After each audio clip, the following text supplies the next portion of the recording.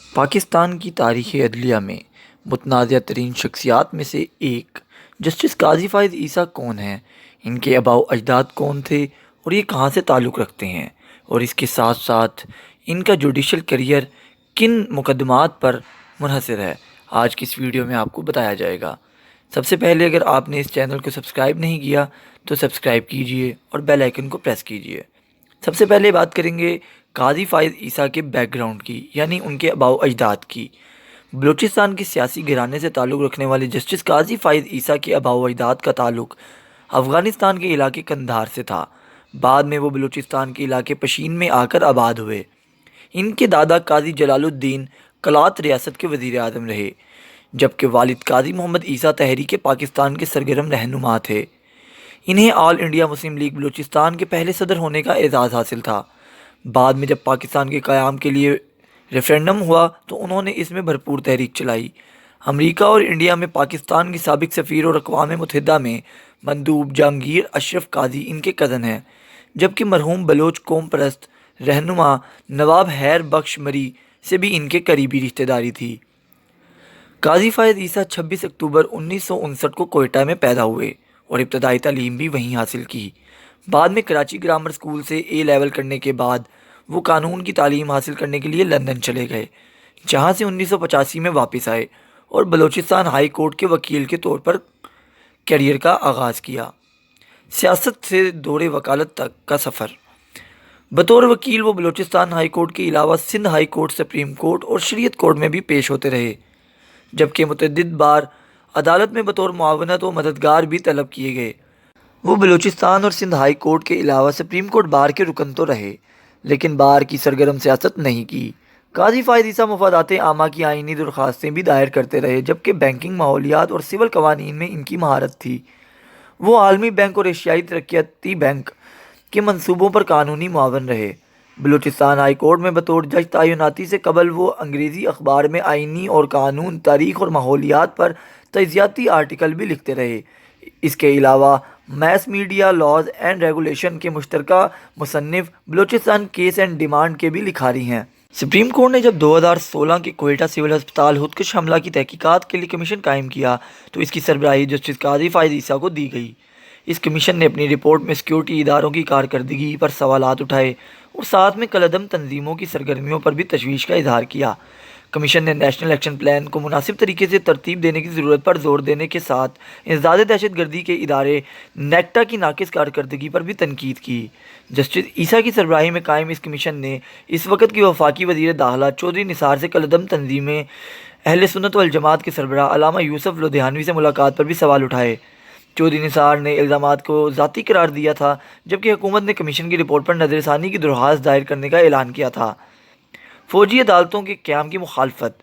Supreme court کے full court نے جب 2015 میں چیف جسٹس ناصر الملک کی سربراہی میں فوجی عدالتوں کے قیام کے حق میں فیصلہ دیا تو جسٹس قاضی فائز عیسیٰ ان 6 ججوں میں سے شامل تھے جنہوں نے فوجی عدالتوں کی مخالفت کی تھی۔ ان ججوں کا موقف تھا کہ ان عدالتوں کا قیام عدلیہ کی آزادی اور بنیادی انسانی حقوق کی خلاف ورزی ہے۔ تاہم مسلم لیگ نون کی حکومت نے اس فیصلے کو قوم کی فتح قرار دیا تھا اور کہا تھا کہ ان عدالتوں کی مدد سے دہشت گردی کا خاتمہ کیا جائے گا۔ از خود نوٹس پر اعتراض۔ سپریم کورٹ کے سابق چیف جسٹس افتخار محمد چودھری کے بعد سابق چیف جسٹس ثاقب نثار نے سب سے زیادہ از خود نوٹس لیے اور جسٹس قاضی فائز عیسیٰ نے اس کارروائی پر بھی اعتراض کیا تھا۔ سپریم کورٹ کے چیف جسٹس ثاقب نثار کے ہمراہ پشاور میں آرمی پبلک اسکول حملہ کیس کی از خود نوٹس کیس کی سماعت کے دوران انہوں نے کہا تھا کہ سپریم کورٹ نے ہیومن رائٹس سیل کے پاس براہ راست کوئی اختیار نہیں کہ درخواست کو از خود نوٹس میں تبدیل کیا جائے۔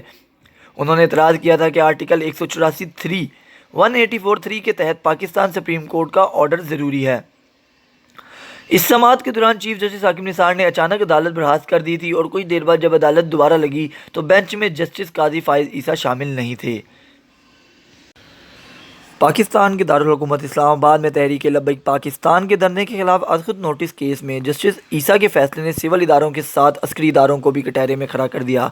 तहरीक लब्बैक ने इस्लामाबाद और रावलपिंडी के संगम पर वाक़ फैज़ाबाद इंटरचेंज पर इंतहाबी हल्फनामे में हदम नबूवत के हवाले से मुतनाज़िया तरमीम के ख़िलाफ़ नवंबर 2017 में धरना दिया था, जिसका एहतमाम वज़ीर कानून ज़ाहिद हामिद के इस्तीफ़े के बाद हुआ था। जस्टिस काजी फ़ाइज़ ईसा और जस्टिस बशीर आलम पर मुश्तमिल 2 रुकनी बेंच ने अपने फ़ैसले में आर्मी चीफ़ और बहरी और फ़िज़ाई अफ़वाज के सरबराहान को वज़ारत दफ़ा के तवस्सुत से हुक्म दिया था कि वो फ़ौज के इन एहलकारों के ख़िलाफ़ कार्रवाई करें जिन्होंने अपने हल्फ की खिलाफ वर्जी करते हुए किसी सियासी जमात या गिरोह की हिमायत की।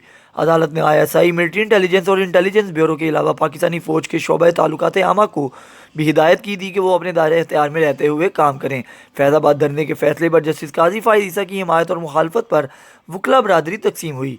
इस फैसले में पंजाब बार कौंसिल ने नाराज़गी का इज़हार करते हुए इनकी बरतरफी का मुतालबा किया था।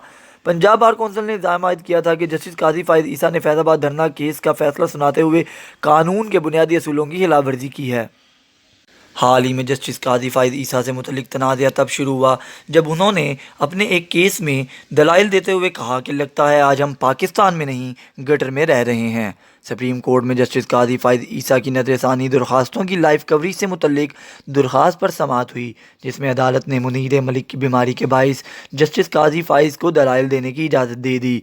अपने दलाइल के आगाज़ में जस्टिस काजी फ़ाइज़ ईसा ने अदालत से कहा, जहां आपको महसूस हो कि मैं हद पार कर रहा हूं, मुझे रोका जाए। इस पर जस्टिस उमर अता बंदियाल ने कहा, जजिस की एक जिम्मेदारी सब्र और तहम्मुल करना भी है। अगर कुछ लोग आपके खिलाफ हैं तो आपके हामी भी हैं। इस पर जस्टिस उमर अता बंदियाल ने जस्टिस काजी से मुकालमा किया कि अपनी दरख्वास्तों में उठाए गए नकात पर दलाइल दें। दाएँ बाएँ बैठे जजिस इतनी तफसीलात सुनकर फोकस नहीं कर पा रहे, लिहाजा बेहतर होगा बराह रास्त असल मुद्दे पर आएँ। जस्टिस काजी फ़ाइज़ ने दलाइल देते हुए कहा कि सवाल किया कि इमरान खान, आरिफ अलवी और वज़रा ज़ाती हैसियत में गुफ्तगू कर सकते हैं, मैं बतौर जज ज़ाती हैसियत में भी गुफ्तगू नहीं कर सकता। अवाम को इंसाफ होता हुआ नज़र भी आना चाहिए। उन्होंने अपने दलाइल में कहा कि ज़्यादा चालाक ना होने की वजह से अपना नुक्ता समझा नहीं सका। 2 साल से मेरे खिलाफ हुकूमती प्रोपोगंडा किया जा रहा है। सुप्रीम कोर्ट के जज और अहले खाना के खिलाफ सरकारी चैनल से प्रोपोगंडा किया गया। मसला 10 लाख तनहा का नहीं बल्कि मुल्क के मुस्तकबिल का है और मैं ये जंग अपने इदारे के लिए लड़ रहा हूँ। अपने दलाइल के दौरान जस्टिस काजी फ़ाइज़ ईसा जज्बाती हो गए और अदालत से सवाल किया कि अगर मेरी जगह आपकी अहलिया और बच्चे होते तो आप लोग क्या करते। कल को किसी भी जज को प्रोपोगंडा में घसीटा जा सकता है। अगर फाजिल जजेस को कोई बात गिरा गुजरी हो तो मैं माजर चाहता हूँ। जस्टिस काजी फ़ाइज़ ने कहा, आज मुल्क में मीडिया की हालत देख लें। सहाफ़ियों को इस्लामाबाद से अगवा कर लिया जाता है और सहाफ़ियों के अगवा पर वज़ीर आज़म कहते हैं मुझे क्या मालूम क्या हुआ। सहाफ़ियों पर तशद्दुद हुआ, किसी ने इंक्वायरी तक नहीं की। ज़िम्मेदारों का नाम बताऊँ तो मेरे खिलाफ रेफरेंस आ जाएगा। उन्होंने मज़ीद कहा कि सानिया मशरकी पाकिस्तान पर बात की जाए तो खामोश करवा दिया जाता है। एक फ़ौजी डिक्टेटर के इक़्तिदार की हवस ने मुल्क को तबाह कर दिया। जस्टिस काजी के दलाइल पर जस्टिस उमर ने कहा कि जज साहब, ये कानून की अदालत है, हमने मुकदमात के फ़ैसले करने हैं। आपको किसी से मसला है तो इसे अदालत से बाहर रखें, बेहतर होगा कि हम अपनी हदूद से बाहर ना निकलें। जस्टिस मंजूर मलिक ने कहा कि काजी साहब जज्बाती ना हों, केस पर फोकस करें। इस पर जस्टिस काजी ने कहा कि मेरी ज़ात को भूल जाएं, मुल्क के लिए जज्बाती हो रहा हूँ। लगता है आज हम पाकिस्तान में नहीं गटर में रह रहे हैं। बाद अदालत ने जस्टिस काजी के दलाइल के दौरान ही समाअत बुध तक मुलतवी कर दी।